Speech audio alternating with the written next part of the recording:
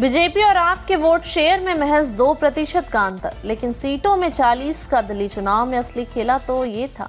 दिल्ली विधानसभा चुनाव में बीजेपी को प्रचंड बहुमत मिला है। बीजेपी को 45.56% वोट हासिल हुए, जबकि आपको 43.57% वोट मिले। कांग्रेस का वोट शेयर थोड़ा बढ़ा, लेकिन वह इस बढ़त का फायदा उठाने में नाकाम रही। दिल्ली विधानसभा चुनाव में बीजेपी को प्रचंड बहुमत मिला है। भगवा पार्टी ने 2 दशक बाद दिल्ली की सत्ता में वापसी की है।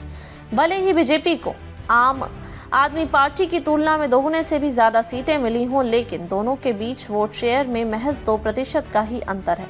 चुनाव में बीजेपी को जहां 45.56% वोट मिला, वहीं आपको 43.57% वोट शेयर मिला।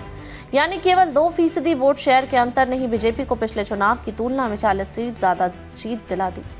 माइक्रो मैनेजमेंट बीजेपी विरोधियों से आगे यह दिखाता है कि माइक्रो मैनेजमेंट में बीजेपी अपने प्रतिद्वंदी से कोसों आगे निकल गई। वहीं कांग्रेस का वोट शेयर भी पिछले विधानसभा चुनाव की तुलना में 2% बढ़ा, लेकिन वह इसका फायदा नहीं ले पाई।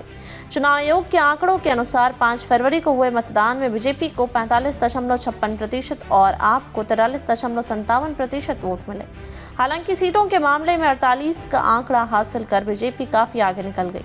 वहीं विधानसभा की 70 सीटों में से आपके खाते में 22 सीटें आईं। पिछले चुनाव में क्या था वोट शेयर? साल 2020 में हुए चुनाव की बात करें तो आपने 53.57% वोट हासिल कर 62 सीटें जीती थीं, जबकि बीजेपी को 38.51% वोट के साथ 8 सीटें मिली थीं।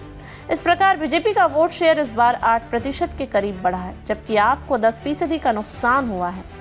कांग्रेस का घटा वोट शेयर। विधानसभा चुनाव में कांग्रेस 70 से 66 सीटों पर तीसरे स्थान पर रही है। कस्तूरबा नगर में उसके प्रत्याशी अभिषेक दत्ता दूसरे स्थान पर रहे और 11,048 मतों से भाजपा के नीरज बसोया से हार गए। इस सीट पर आप तीसरे स्थान पर रही। महरौली, मुस्तफाबाद और ओखला में कांग्रेस चौथे स्थान पर रही। कांग्रेस लगातार तीसरी बार दिल्ली विधानसभा चुनाव में खाता नहीं खोल सकी। साल 2020 में 4.26% वोट लेकर कांग्रेस 62 सीटों पर तीसरे और 4 सीटों पर चौथे स्थान पर रही थी। साल 2015 में उसका वोट शेयर 9.71% रहा था। 2015 में क्या थी बीजेपी और आपका वोट शेयर? आपको साल 2015 में 54.59% और 2013 में 29.64% वोट मिले थे। वहीं बीजेपी को इन दोनों चुनावों में 32.78% और 34.12% वोट मिले।